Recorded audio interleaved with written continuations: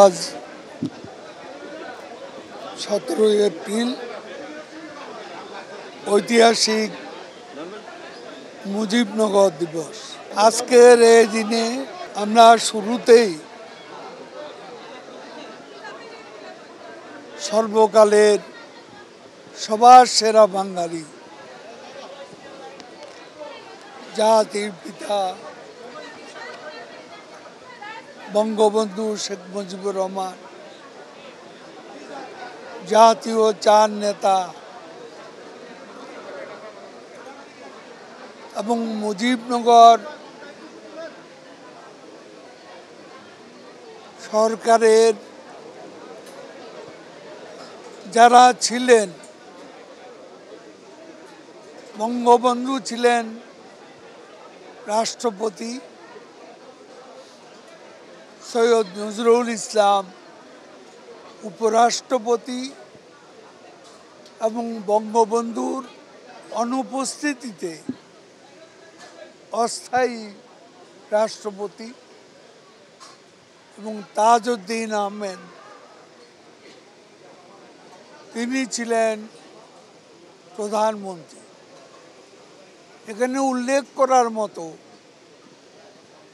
এই সরকার কিন্তু গঠিত হয়েছিল 10ই এপ্রিল।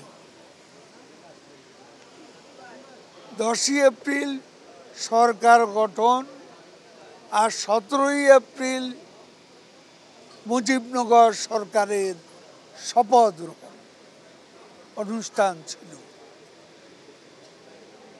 এটি আমাদের জাতীয় জীবনের এক ঐতিহাসিক দিন। আজকের এই দিনে আমরা শপথ নেব মুক্তিযুদ্ধের চেতনা,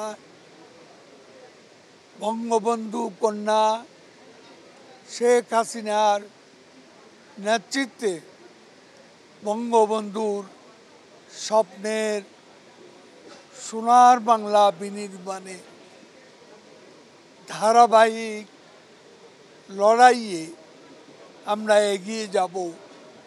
বঙ্গবন্ধুর স্বপ্নকে আমরা বয়ে নিয়ে যাব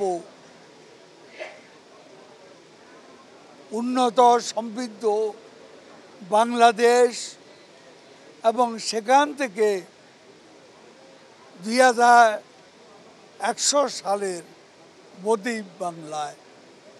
এটাই হোক আমাদের শপথ। আজকের এই দিনে বিএনপি সহ স্বাধীনতা বিরোধী সন্ত্রাসী শক্তি সকল অপশক্তিকে, যারা আমাদের বিজয়কে সংহত করার পথে প্রতিবন্ধক, এদের আমরা পরাজিত করব, পরাভূত করব, প্রতিহত করব এবং আমাদের লড়াইকে আমরা এগিয়ে নিয়ে যাব বিজয়ের স্বর্ণ তোরণ অভিমুখে। দেখুন, এটা তো আমি বিচ্ছিন্নভাবে কোনো দাবি উঠলের প্রেক্ষিতে বলতে পারিনি। এখানে মন্ত্রিসভা আছে, প্রধানমন্ত্রী শেখ হাসিনা আছেন, আর এত বছর পরে হঠাৎ দাবিটা কারা তুলছেন একটু জানারও দরকার আছে। অর্জন করার বাকি রয়েছে, সেটা আমি নিজেই আমার বক্তব্যে বলেছি। বিজয়কে সুসংহত করার পথে প্রতিবন্ধকতা হলো বিএনপির মতো সাম্প্রদায়িক সন্ত্রাসী অশুভ শক্তি।